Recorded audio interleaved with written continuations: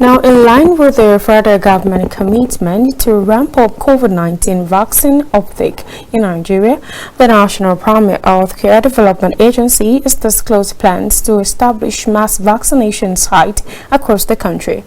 The Executive Director, NPHCDA, Faisal Shoaib, who made this disclosure while updating journalists on vaccine administration, said that the objective of this initiative is to vaccinate a high volume of Nigerians through large sites.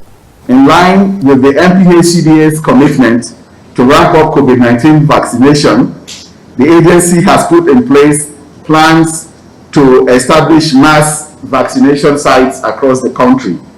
The objective of this strategy is to vaccinate a high volume of individuals through sites such as federal government institutions, universities, for example, polytechnics, shopping malls, religious centers, sports events, conference centers, and markets.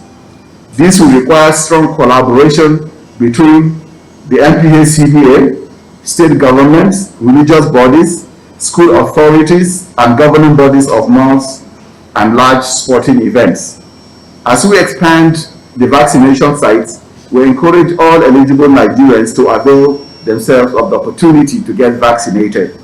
We are cognizant of the fact that some unscrupulous elements will want to get the card and not the jab.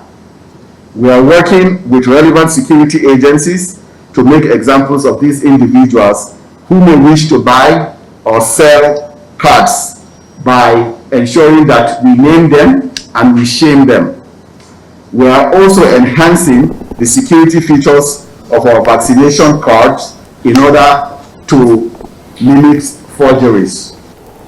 Still on that story, the Executive Director also noted that the agency has commenced the centralization of COVID-19 vaccination in Nigeria to include private healthcare providers. Shoaib also disclosed that Nigeria will have adequate vaccines to cover more than 50% of eligible populations by the end of first quarter of 2022. I am glad to inform you that we have commenced the process of decentralizing COVID-19 vaccination in Nigeria to include private healthcare facilities. This is what we promised during the first phase of the rollout. This is what we are delivering on.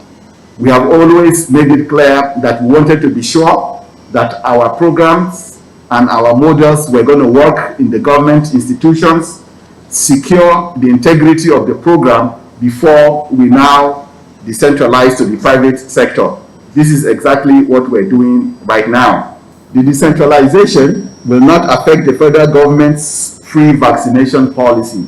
We acknowledge the fact that private health facilities may need to charge for their hospital registration cards. This is different from the COVID-19 vaccination cards. At the National Primary Healthcare Development Agency, we have done a comprehensive analysis and forecast of COVID-19 vaccines. We have enough vaccines to cover more than this population of federal government employees, and we're expecting even much more vaccines. Based on delivery forecast from the COVAX facility and the African Union, Nigeria will have adequate vaccines to cover more than 50% of eligible populations by the end of the first quarter of 2022. In other words, we should not be concerned about the availability of vaccines because the supply chain has been analyzed, and we're confident that the vaccines that are required to vaccinate these federal government employees and even more than these specific numbers of government employees has been figured out. Now let's join